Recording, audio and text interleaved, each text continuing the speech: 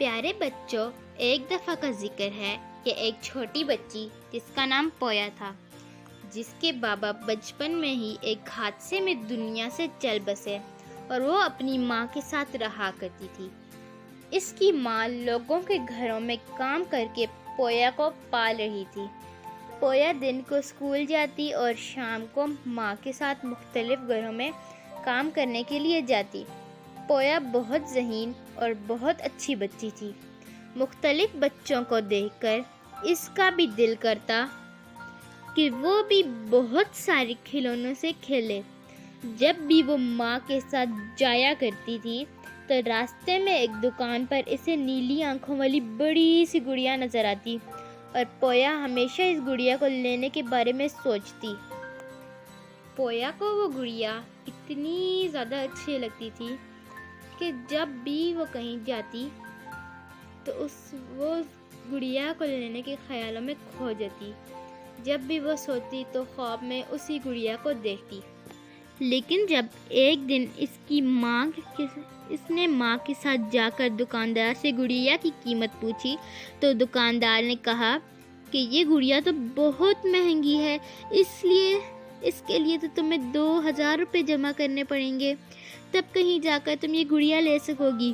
اور پویا اپنی ماں سے کہنے لگی کہ ماں کہ ہم کب 2000 روپے جمع کر پائیں گے؟ اس کی ماں نے کہا کہ بیٹا نہ امید نہ ہو، انشاءاللہ اگر اللہ نے چاہا تو میں تمہیں یہ گڑیا دلوا دوں گی۔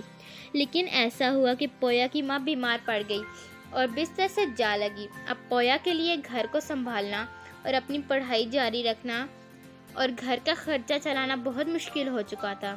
پویا ماں کی دیکھ بھال کے ساتھ کام پر بھی جاتی اور روزانہ گزرتے ہوئے اس نیلی آنکھوں والی گڑیا کو حسرت سے دیکھتی اور دعا کرتی کہ کہیں ایسا نہ ہو کہ اس کے پیسے جمع کرنے سے پہلے کوئی اور بچہ اس گڑیا کو خرید لے۔ لیکن پویا جتنے بھی پیسے جمع کرتی وہ سارے ماں کی خوراک اور اس کی دوائیوں میں لگ جاتے۔ پویا بہت پریشان تھی۔ ایک مرتبہ وہ اپنی مالکن کے گھر صفائی کر رہی تھی کہ اچانک اسے زمین پر مالکن کی گری ہوئی ہیرے کی انگوٹھی نظر آئی۔ یہ وہی انگوٹھی تھی جو مالکن صبح سے ڈھونڈ رہی تھی، لیکن انگوٹھی نہیں مل رہی تھی۔ اچانک پویا کے دل میں خیال آیا وہ اس انگوٹھی کو چھپا لے اور اس کو بیچ کر اپنی ماں کا علاج بھی کروا لے اور وہ نیلی آنکھوں والی گڑیا بھی لے لے۔